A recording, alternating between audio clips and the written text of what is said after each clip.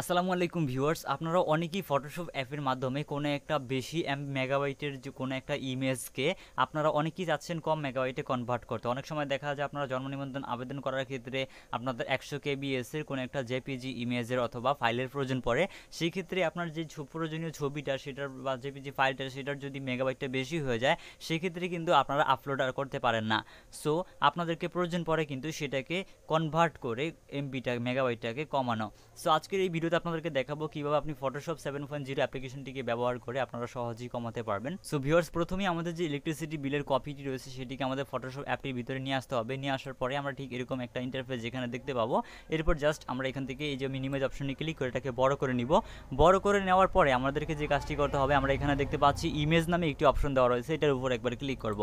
এরপর জাস্ট আমরা এখানে দেখতে পাবো নিচনে ইমেজ সাইজ নামে আরও একটি অপশন এখানে দেওয়া রয়েছে। ইমেজ সাইজ অপশনটির উপরে ক্লিক করতে হবে। ক্লিক করে দিলাম। এরপর আমরা এখানে দেখতে পাচ্ছি ওয়েট নামে একটি অপশন দেওয়া রয়েছে। আমাদেরকে মূলত এই ওয়েট অপশনের জায়গায় 450 লিখে দিতে হবে। সো আমি এখান থেকে 450 লিখে দিলাম। 450 লিখে দেওয়ার পর জাস্ট ওকে অপশনটা দেখতে পাচ্ছি, এটার উপরে একবার ক্লিক করব। ওকে অপশনটির উপরে ক্লিক করে দেওয়ার পর এখান থেকে আমরা ফাইল অপশন দেখতে পাচ্ছি। ফাইল অপশনে ক্লিক করে আমাদের যে ইমেজটি রয়েছে এটিকে সেভ করব।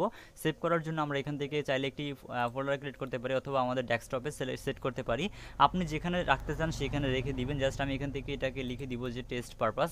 সো আমি এখান থেকে লিখে দিব এখান থেকে TEST টেস্ট PERPES। সো আমি এখান থেকে এটা লিখে দিলাম। দেওয়ার পর জাস্ট এখান থেকে সেভ অপশনটা দেখতে পাচ্ছি, এটার উপরে ক্লিক করব। এই অপশনটির উপরে ক্লিক করে দেওয়ার পর এখান থেকে আমাদেরকে মেগাবাইটটাকে কমিয়ে দিতে হবে KBS এর। সো এখান থেকে KBSটাকে কমিয়ে দিলাম। এরপর জাস্ট এখান থেকে আমরা এটাকে মিডিয়াম রাখতে পারি। মিডিয়াম রেখে দেওয়ার পর এখান থেকে ওকে অপশনটা দেখতে পাচ্ছি, এটার উপরে একবার ক্লিক করব। এখন যদি আমরা এই ইমেজটা দেখতে চাই, যে এখান থেকে দেখতে পাচ্ছেন টেস্ট পারপাস, এখান থেকে জাস্ট প্রপার্টিসে যাব। প্রপার্টিসে যাওয়ার পর দেখতে পাচ্ছেন আমাদের এখানে কিন্তু এটা 38 KBS হয়ে গেছে। তার মানে আমাদের 100 KBS এর ফাইলের ভিতরে এটা হয়ে গেছে 38 KBS।